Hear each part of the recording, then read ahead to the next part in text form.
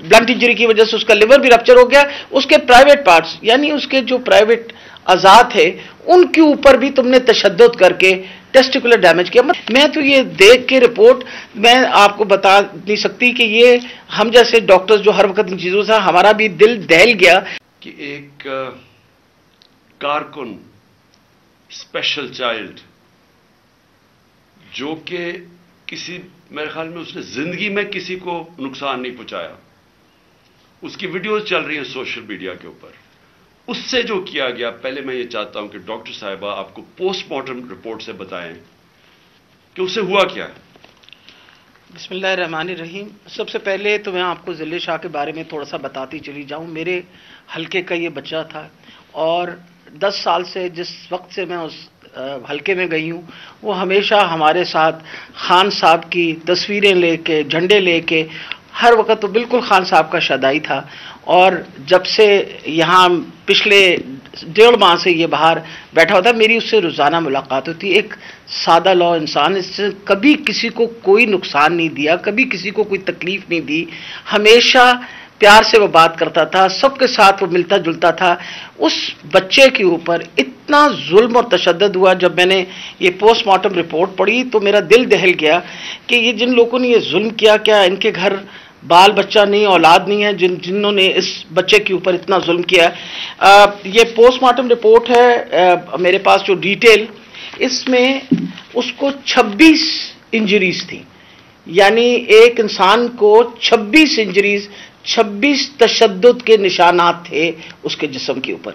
سب سے اہم جو تھا وہ تھا کہ اس کے سر کے اوپر باقاعدہ کسی بلنٹ انسٹرومنٹ یعنی کسی ڈنڈے سے اس کو زور سے اس کے سر پہ مار کے اس کا یہ جو ٹیمپرل بون سائڈ کی بون ہوتی ہے اس کا فریکچر ہو کے اور اس کا انٹراکرینیل ہیمریج یعنی دماغ کے اندر اس کے خون بہنا شروع ہو گیا تھا۔ اس کے ساتھ اس کے جو جسم کے اوپر انہوں نے تشدد کیا، خاص طور پہ پیٹ کے ایریا میں، تو اس کی وجہ سے اس کی تلی اور اس کا جو جگر تھا وہ بھی پھٹ گیا اور اس کی وجہ سے انٹرنل ہیمریج شروع ہو گئی۔ اور جو چوتھی سب سے آخری جو 26ویں انجری ہے وہ سب سے زیادہ تکلیف ہے۔ وہ بیچارہ پہلے ہی تم نے اس کو مار ڈالا، اس کے بعد اس کے سر پہ انجری کر کے اس کے جسم کے اوپر اس کی تلی بھی پھاڑ دی، اس کی وہ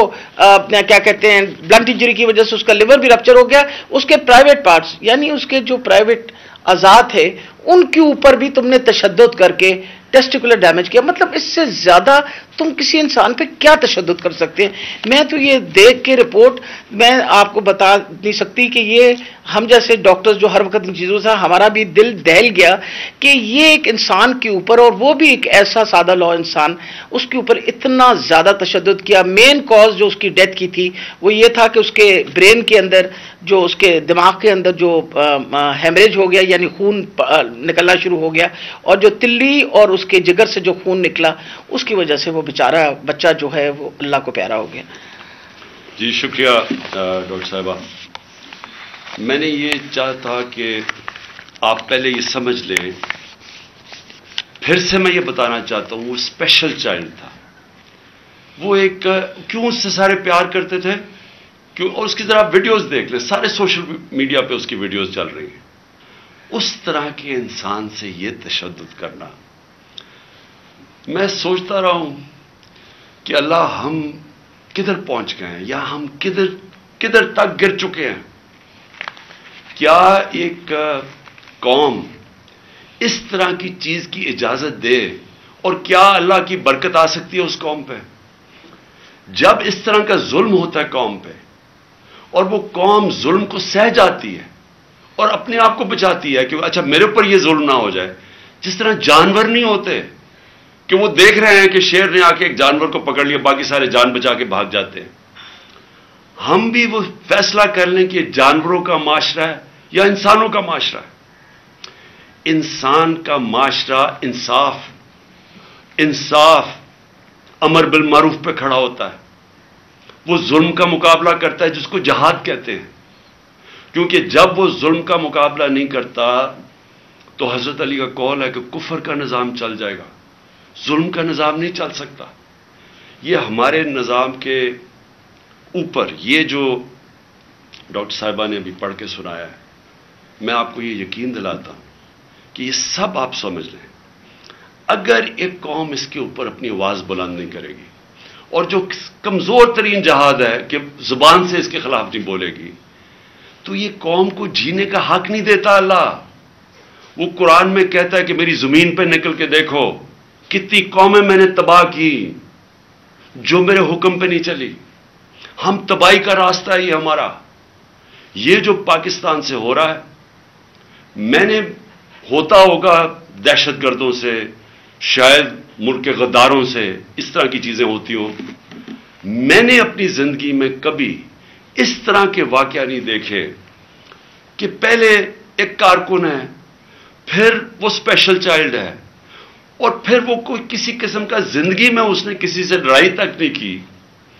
اس سے یہ تشدد کیا جائے۔ اور تشدد کیا کیا؟ سر بھی اس کا، انہوں نے کہا کہ اندر سے خون نکلنا شروع ہو گیا، اس کا جو جگر ہے اور جو اس کی جو پتا ہے اس کو انہوں نے اس طرح مارا بے دردی سے، وہ اندر سے خون نکلنا شروع ہو گیا۔ لیکن اس کے پرائیویٹ پارٹس، یعنی اس کے اوپر تشدد کیا ہوا۔ میں ایک اور قرآن کی آیت ہے، اللہ کہتا ہے کہ انسان کو کہ میں نے تمہیں اشرف المخلوقات بنایا، سب سے عظیم مخلوق، جو انسان کا درجہ فرشتوں سے بھی اوپر چلا جاتا ہے۔ اگر انسان اللہ کے حکم پہ چلے وہ فرشتوں سے اوپر چلا جاتا ہے، لیکن وہی قرآن میں لکھا وہ جب وہ گرتا ہے وہ جانوروں سے بھی نیچے چلا جاتا ہے۔ جانور بھی یہ نہ کریں۔ اور یہ جو ہمارے اوپر، جب سے میں یہ دیکھا ہے، ایک آدمی جب سے آیا ہے اس کو ایک پوزیشن پہ لگایا ہے، میں نام نہیں لیتا کیونکہ پھر سینسر ہو جائے گا، اس کو بھی پتا ہے، قوم کو بھی پتا ہے وہ کون ہے، جو اس نے ظلم کرنا شروع کیا سیاسی کارکنوں پہ۔ ایکسپرٹیز تھی اس کی کاؤنٹر ٹیررزم، دہشت گردوں سے کچھ کرتا تھا، لیکن میں سوچتا ہوں کہ وہ دہشت گردوں سے بھی یہ جو کرتا ہوگا یا جن کے اوپر شک ہوگا کرتا ہوگا، تو وہ کتنی نفرت پھیلی ہوگی ان علاقوں کے اندر۔ تو یہ جب سے وہ آیا، پہلے ہم نے شہباز گل کا، پہلے ہم مانے ہی نہ کہ شہباز گل سے یہ ہوا، وہ شہباز گل ابھی تک ٹھیک نہیں ہوا، جو انہوں نے اس کے اوپر تشدد کیا ہے۔ ایک یونیورسٹی پروفیسر پاکستان آتا ہے، چھوڑ کے ملک کے لیے ایک خواب دیکھ کے آتا ہے، اس کو جو انہوں نے ننگا کر کے اور جو اس کے اوپر تشدد کیا وہ ابھی تک ٹھیک نہیں ہے۔ کون سا وہ دہشت گرد تھا؟ پھر اعظم سواتی سے جو کیا انہوں نے، یعنی ہم اگر قوم میں یہ چیزیں بھول جائیں گی، ایک دن آپ کا بھی وقت آ جائے گا۔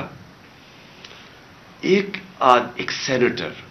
75 سال کا آدمی، اس کو صرف ایک ٹویٹ کرنے پہ اوپر کے باجوہ صاحب شکریہ NRO 2 کا، کون سے دنیا کے ملک کے اندر یہ جرم ہے کہ شکریہ باجوہ صاحب NRO 2 کا؟ لیکن وہ کوئی سپر کنگ، کوئی فرعون